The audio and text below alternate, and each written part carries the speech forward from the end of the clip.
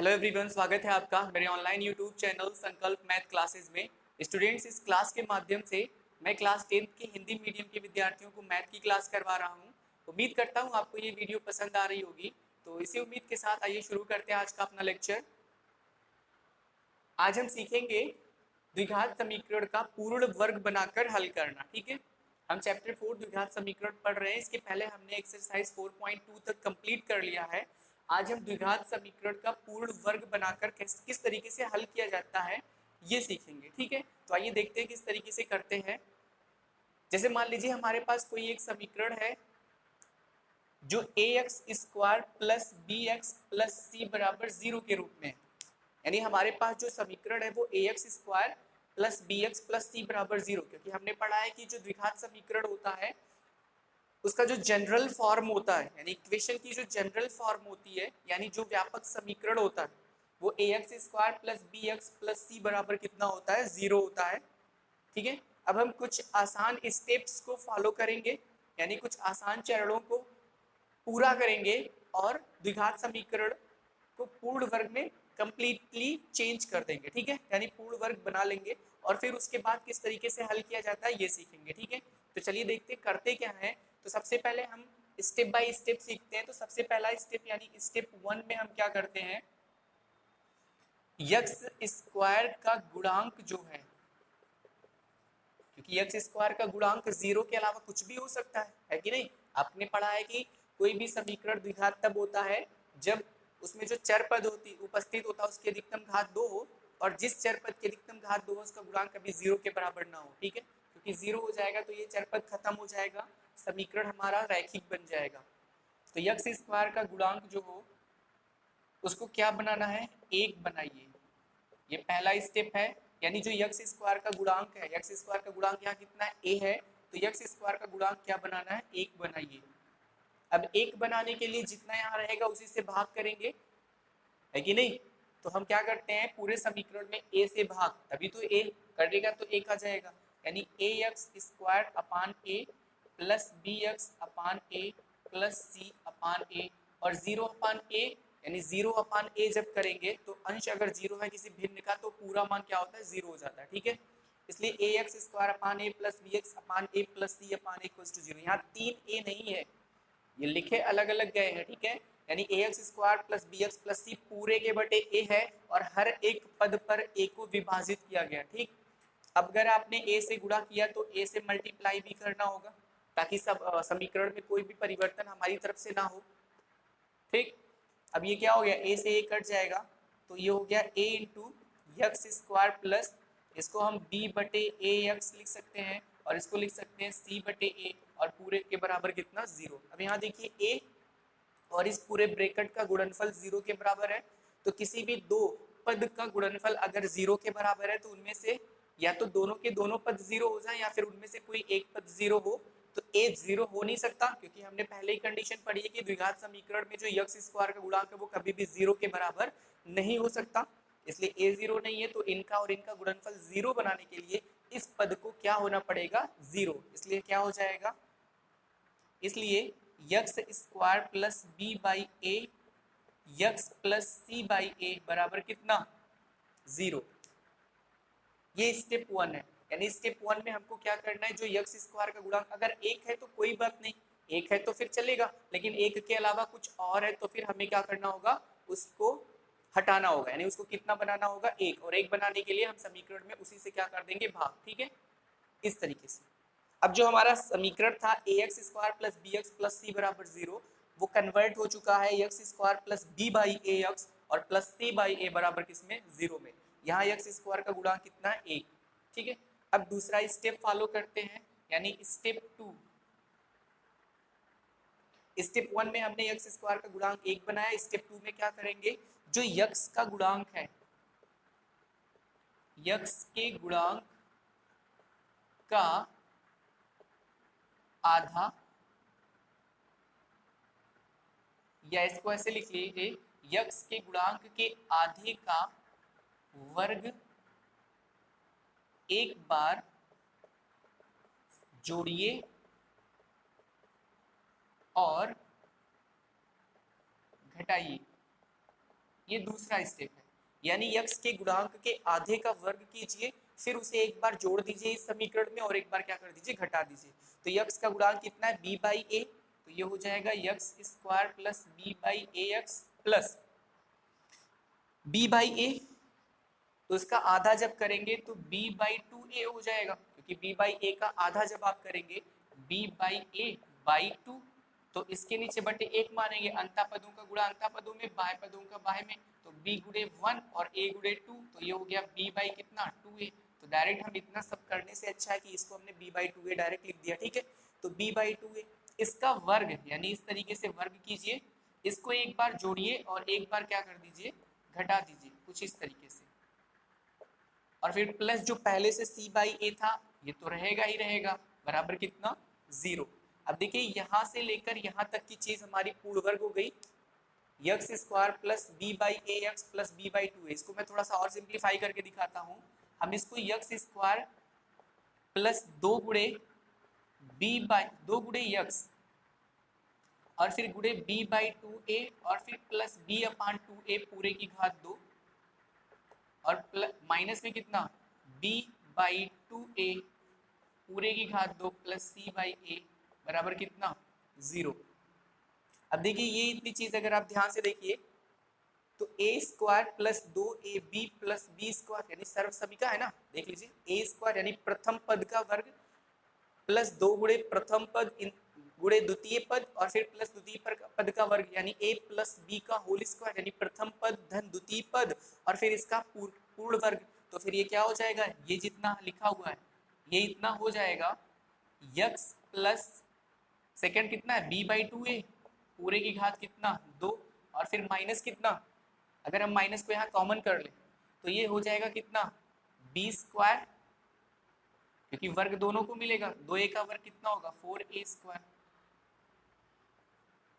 अगर हम माइनस को यहाँ पर कॉमन कर लें तो ये क्या हो जाएगा b स्क्वायर और फिर ये वाला माइनस इस माइनस को प्लस कर देगा और ये वाला माइनस इस प्लस को क्या कर देगा माइनस। यहाँ देखिए 4a स्क्वायर, यहाँ a अगर गुणांक हर हम बराबर करना चाहें तो यहाँ पर a है 4a स्क्वायर बराबर हो जाएगा, यानी 4a से अगर ऊपर नीचे गुणा कर दें तो हो सकता है। तो जब हम 4a से अंश में करेंगे तो 4ac आ जाएगा और हर में जब 4 ऐसे करेंगे तो 4a स्क्वायर ही रहेगा, इसका मतलब ये 4a स्क्वायर ही रह जाएगा बराबर कितना 0। बस कन्वर्ट हो गया ये, ठीक है। यानी x plus B by 2a बराबर होल वर्ग माइनस में b स्क्वायर माइनस 4ac अपान 4a स्क्वायर बराबर 0। ये आपको समझ में आया, ये सिंपल है, b square upon 4a square plus c upon a है ना, यहाँ पर हमने हर को बराबर किया है, यहाँ a है यहाँ a स्क्वायर और फिर गुणे 4, इसका मतलब 4a की कमी है तो 4a से अगर हम अंश और हर को गुणा कर दें तो बदल जाएगा ना, हर बराबर हो जाएगा। तो जब c में गुणा होगा तो 4ac हो गया और फिर जब यहाँ नीचे 4a स्क्वायर 4 स्क्वायर दोनों बराबर हो गए तो हम उसको एक बार लिखते हैं इस तरीके से, ठीक है। तो ये दो स्टेप हमने फॉलो किए, स्टेप 1 और स्टेप 2, इस तरीके से हमने इसको पूर्ण वर्ग में कन्वर्ट कर दिया इस पूरे समीकरण को, ठीक है। इस पूरे समीकरण को किस में कन्वर्ट कर दिया, पूर्ण वर्ग में कन्वर्ट कर दिया, ठीक है। आई थिंक आपको बात समझ में आ गई होगी, तो एक बार फिर से आप इसको समझ लीजिएगा, ठीक है। अब देखिए जब हम इसको पूर्ण वर्ग में कंप्लीटली बदल चुके हैं फिर उसके बाद हम इसे हल कैसे करते हैं वो हम समझते हैं, ठीक है। तो चलिए देखते हैं। जब हमने इसको पूर्ण वर्ग में कन्वर्ट कर दिया है यानी x प्लस बी अपान 2a का वर्ग माइनस इतना में कन्वर्ट हो गया है, अब हम इसे सॉल्व कैसे करते हैं, तो x plus b by 2a पूरे की घात 2 बराबर हम इसको इस तरफ ले जाएंगे तो ये हो जाएगा b square minus 4ac upon कितना 4a स्क्वायर, ठीक है। ये वर्ग दूसरी तरफ वर्गमूल हो जाता है, आप सबको पता है, और वर्गमूल हमेशा प्लस और माइनस दोनों में आता है, तो ये वर्गमूल हो जाएगा b स्क्वायर माइनस 4ac अपान 4a स्क्वायर। इस तरीके से वर्गमूल दोनों पर बट जाएगा तो प्लस माइनस वर्गमूल b स्क्वायर माइनस 4ac अपान वर्गमूल 4a स्क्वायर।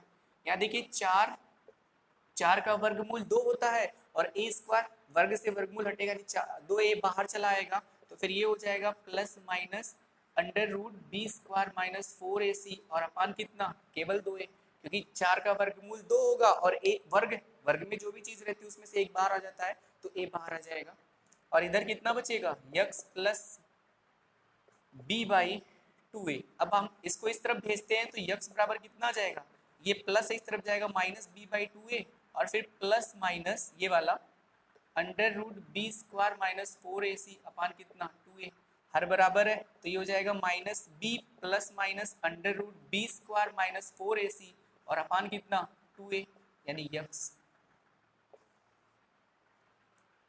तो इस तरीके से यक्स बराबर माइनस बी प्लस माइनस वर्गमूल में B square minus 4ac upon 2a आ गया। ठीक है, अभी देखिए यहाँ पर क्या हो गया, प्लस में और माइनस में अगर हम इसको अलग कर लें, यानी प्लस वाले को और माइनस वाले को अलग कर लें तो यक्स के दो मान आ जाएंगे। एक आ जाएगा यक्स बराबर minus b plus under root b square minus 4ac upon 2a, और एक आ जाएगा minus b minus under root b square minus 4ac upon 2a। तो इस तरीके से यक्स के दो मान आ जाएंगे, और किसी भी द्विघात समीकरण में जो चर पद होता है उसके अधिकतम कितने मान होते हैं, 2। तो इस तरीके से यहाँ 2 मान आ जाएंगे। ठीक है, आई थिंक आपको बात समझ में आ गई, वेरी गुड। अब देखिए ये जो सूत्र हमको मिला है यक्स बराबर इतना करके, ये जो मिला है हमें, इसको बोलते हैं द्विघाती सूत्र। क्या बोलते हैं, द्विघाती सूत्र, यानी क्वाड्रेटिक फार्मूला। ठीक है, इसको बोलते हैं क्वाड्रेटिक फार्मूला, द्विघाती सूत्र।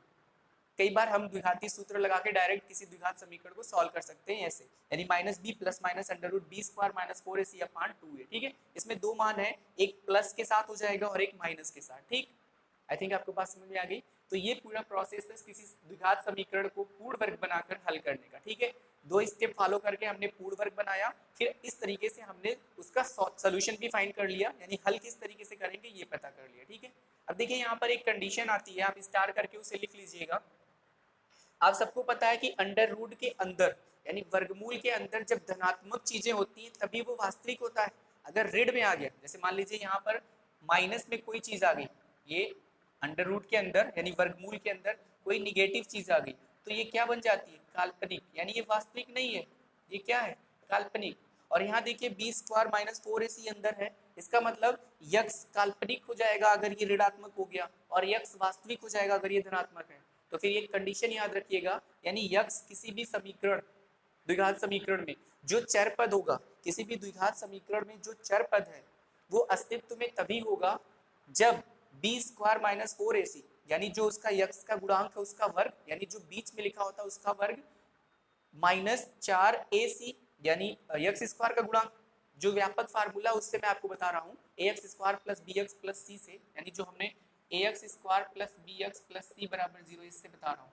ठीक है, मान लीजिए ये x में है हमारा, तो इस तरीके से b स्क्वायर माइनस 4ac ये जो यहाँ लिखा हुआ है, यानी b स्क्वायर माइनस 4ac अगर ये 0 से बड़ा या 0 के बराबर है, ये चीज अगर ये 0 से बड़ा या 0 के बराबर है, तो जो चर पद है यानी जो ax square plus bx plus c में जो चर पद है उसका अस्तित्व होगा, यानी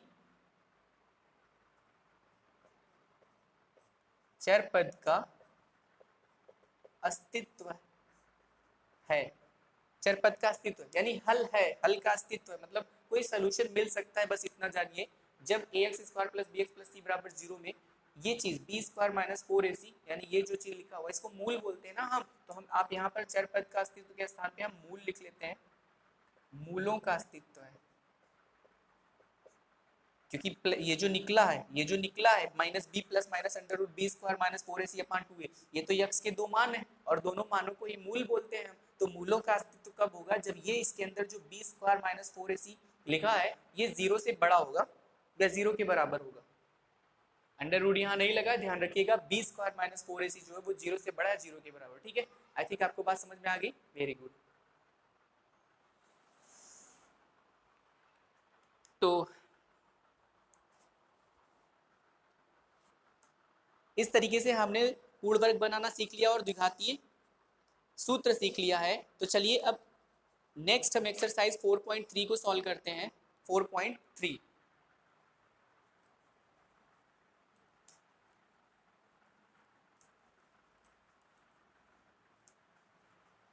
इन सारी चीजों को किस तरीके से हम यूज करेंगे वो एक्सरसाइज 4.3 में है। तो हम एक्सरसाइज 4.3 देखते हैं, यानी प्रश्नावली 4.3। इसका जो पहला सवाल है वो देखते हैं क्या है। तो पहला सवाल जो है वो लिखा है, यदि निम्नलिखित द्विघात समीकरणों के मूलों का अस्तित्व हो, यदि निम्नलिखित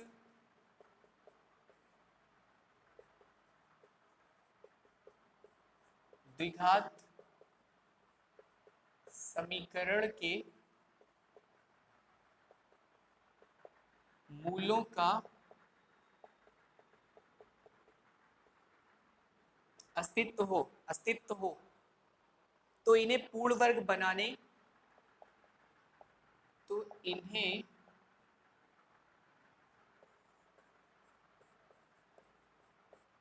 पूर्ण वर्ग बनाने की विधि द्वारा ज्ञात कीजिए। बनाने की विधि द्वारा ज्ञात कीजिए। ठीक है, ज्ञात कीजिए। तो क्वेश्चन क्या लिखा है, यदि निम्नलिखित द्विघात समीकरणों के मूलों के अस्तित्व हो तो इन्हें पूर्ण वर्ग बनाने की विधि द्वारा ज्ञात करना। यानी अस्तित्व है, पहले हमको बताना है कि अस्तित्व है या नहीं। ठीक है, पहले हमको बताना है कि अस्तित्व है या नहीं। तो अस्तित्व बताने के लिए हमको b square minus 4ac check करना होगा। अगर वो 0 से बड़ा यानी धनात्मक या फिर 0 के बराबर है तो अस्तित्व है, और अगर अस्तित्व है तो फिर उसको हमें द्विघात समीकरण को पूर्ण वर्ग बनाकर सॉल्व करना। ठीक है, आई थिंक आपको समझ में आ गया। तो पहला सवाल देखते हैं क्या है। ऑप्शन नंबर पहला जो है वो लिखा हुआ है 2x की घात 2 माइनस 7x और प्लस 3 बराबर कितना 0। यानी 2x की घात 2 माइनस 7x प्लस 3 बराबर कितना 0। तो यहाँ अगर हम ax square plus bx plus c बराबर 0 से तुलना करें तो a कितना है 2, b कितना है माइनस 7 और c कितना है 3। ठीक, अब हम b square minus 4ac check करते हैं तो देखते हैं कितना आएगा। b कितना था माइनस 7 यानी माइनस 7 का वर्ग हो जाएगा, फिर माइनस 4 गुणे a कितना है 2 और c कितना है 3। माइनस 7 का वर्ग प्लस में 49 होगा, क्योंकि किसी भी ऋणात्मक संख्या हो चाहे धनात्मक उसका वर्ग हमेशा धनात्मक होता है। 4 दूनी 8 तियां 24। अब इसका अंतर कितना हो जाएगा, 9 में से 4 गए 5 और 4 में से 2 गए 2, 25। और 25 जो है वो एक धनात्मक संख्या है। कैसी संख्या है, धनात्मक संख्या। इसका मतलब इसलिए b स्क्वायर माइनस 4ac जो है वो बड़ा है किससे 0 से। अब अगर b स्क्वायर माइनस 4ac 0 से बड़ा है तो मूलों का अस्तित्व है। हम लिखेंगे मूलों का अस्तित्व है, इसलिए मूलों का अस्तित्व है। आई थिंक आपको बात समझ में आ गया अस्तित्व किस तरीके से चेक करते हैं। अब इसके बाद क्या करना है, अगर अस्तित्व है तो फिर पूर्ण वर्ग बनाकर उसे सॉल्व करना है। तो पूर्ण वर्ग बनाने के लिए 2x square minus 7x plus 3 बराबर 0। फिर से वही दोनों स्टेप, यानी सबसे पहले x स्क्वायर के गुणांक को क्या बनाना है 1। तो यहाँ कितना है 2, तो 2 से भाग कर दीजिए। भाग करेंगे तो फिर कितना हो जाएगा 2x स्क्वायर बटे 2 माइनस 7 बटे 2x प्लस 3 बटे 2 और बराबर कितना 0। आपने भाग किया है 2 से तो गुणा भी करना पड़ेगा।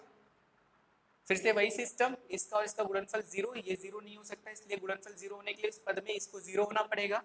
2 से 2 कट जाएगा, ये आ जाएगा x स्क्वायर माइनस 7 बटे 2x और प्लस में 3 बटे कितना 2 बराबर 0।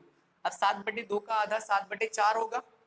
याद करिए 2a हो जाता था तो 2 दूनी 4 यानी 2 इंटू 2 तो 2 2 4 यानी 2 दूनी 4 हो जाएगा। तो फिर क्या हो जाएगा x स्क्वायर माइनस 7 बटे 2x प्लस 7 बटे 4 इसका वर्ग एक बार जुड़ेगा और 7 बटे 4 इसका वर्ग एक बार घटेगा और फिर प्लस 3 बटे कितना 2 बराबर 0। आई थिंक आपको समझ में आ रहा होगा। वो जो स्टेप इसके पहले मैंने आपको बताया था स्टेप 1 स्टेप 2, उसको हम इस एप्लीकेशन में सॉल्व कर रहे हैं। ठीक है, हम यूज कर रहे हैं उसका। ठीक, हमने पहले क्या किया x स्क्वायर के गुणांक को 1 बनाया। 1 बनाने के लिए जो x स्क्वायर का गुणांक यहाँ दिया वो उसी से भाग कर दिया। भाग करने के बाद प्रश्न में कोई भी परिवर्तन ना हो समीकरण में, इसलिए हमने क्या किया 2 से गुणा कर दिया। फिर हमें ये भी पता है कि दो संख्याओं के दो पदों का गुणनफल अगर 0 है तो उनमें से एक पद 0 या तो दोनों 0। 2 0 हो नहीं सकता, इसलिए इसको 0 होना पड़ेगा क्योंकि गुणनफल कितना है 0। अब ये बन गया। फिर अगले स्टेप में हमने क्या सीखा था कि x का जो गुणांक होता है उसका आधा करेंगे, फिर उसका वर्ग एक बार जोड़ेंगे और एक बार क्या करेंगे घटाएंगे। अब यहाँ से यहाँ तक की चीजें क्या हो जाएंगी x माइनस। देखिए x का गुणांक अगर ये माइनस है तो यहाँ माइनस होगा, ध्यान से समझिएगा। x का गुणांक अगर माइनस में है तो माइनस होगा और x का गुणांक अगर प्लस में है तो प्लस होगा। ठीक है, यहाँ माइनस में इसलिए माइनस हो जाएगा। द्वितीय पद ये 7/4 है, तो 7/4 पूरे की घात कितना 2, ये हो जाएगा यहाँ से यहाँ तक। और फिर माइनस 7 का वर्ग होता है 49 और 4 का वर्ग होता है 16 और फिर प्लस 3/2 बराबर 0। ठीक है, अब इसको सिंप्लीफाई करना है, सिंप्लीफाई कर लेंगे। सिंप्लीफाई करना तो हमने सीखा ही है। तो देखिए कैसे करेंगे, ये हो जाएगा x माइनस 7/4 पूरे की घात 2 माइनस माइनस को कॉमन करेंगे तो ये 49/16 और ये माइनस इस प्लस को क्या कर देगा माइनस 3/2। यहाँ 16 यहाँ 2, 8 से अगर ऊपर नीचे गुणा कर दे तो हर बराबर हो जाएगा। अभी हो गया 49 माइनस 8 त्रिक 24 और बटे कितना 16 और माइनस में ये जो चीज इधर लिखा हुआ उसको लिख लीजिए माइनस 7/4 पूरे की घात 2 बराबर कितना 0। 49 में से 24 जाएगा तो कितना आएगा 9 में से 4 गए 5, 4 में से 2 गए 2, 25, 25/16 बराबर कितना 0। इसको इस तरफ भेज दें। तो अगर हम इसको इस तरफ भेज देते हैं तो फिर x माइनस 7/4 पूरे की घात 2 जो होगा वो प्लस में 25/16 होगा, क्योंकि ये माइनस में है। वर्ग जब इस तरफ जाएगा तो वर्गमूल में बदल जाएगा और जैसे ही वर्गमूल में बदलेगा तो प्लस माइनस दोनों में आ जाएगा। इसका मतलब x माइनस 7/4 पूरे की घात 2 बराबर प्लस माइनस वर्गमूल में 25/16। सबको पता है 25 का वर्गमूल कितना होता है, ये हो जाएगा प्लस माइनस वर्गमूल दोनों पर होगा 25 और वर्गमूल 16। 25 का वर्गमूल कितना होता है 5 और 16 का कितना होता है 4। इसका मतलब x माइनस 7 ये वर्ग हट जाएगा आप यहाँ से। x माइनस 7/4 बराबर कितना प्लस माइनस 5/4 प्लस माइनस कितना 5/4। अब इसको इस तरफ भेजते हैं तो x बराबर कितना, ये माइनस से उधर जाएगा प्लस हो जाएगा, 7/4 प्लस में आ जाएगा, फिर प्लस माइनस 5/4। तो x के दो मान आएंगे, एक x बराबर हो जाएगा 7/4 प्लस में 5/4, तो 7 5 हो गया 12, 12/4, 4 3 12, यानी x का मान कितना आ गया 3। फिर x बराबर 7/4 माइनस वाला जब हम लिखेंगे तो माइनस में 5/4, 7 में से 5 जाएगा तो 2 आएगा, 2/4, 2 1 कम 2, 2 दूनी 4, यानी x का मान कितना 1/2। तो x के दो मान आते हैं, एक 3, मूल हमको ज्ञात करना है ना, तो मूल कितने हो गए 3 का मान 1/2, तो ये हो गया आंसर। आई थिंक आपको समझ में आ गया होगा किस तरीके से हम इसको सॉल्व कर रहे हैं। तो इस तरीके से हमने सीखा किस तरीके से द्विघात समीकरण को पूर्ण वर्ग बनाकर सॉल्व करते हैं। ठीक है, किस तरीके से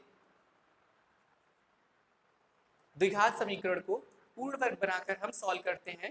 ठीक है ठीक, और किसी भी द्विघात समीकरण के मूलों का अस्तित्व है या नहीं हम उसके गुणांकों से किस तरीके से चेक करते हैं, यानी ax² + bx + c बराबर 0, इस तरीके का जो भी द्विघात समीकरण है उसके मूल वास्तविक है यानी अस्तित्व में है या नहीं, ये पता करने के लिए हम b² - 4ac चेक करते हैं। अगर वो धनात्मक है यानी 0 से बड़ा, या फिर 0 के बराबर है तो वास्तविक यानी कि अस्तित्व में, नहीं तो नहीं।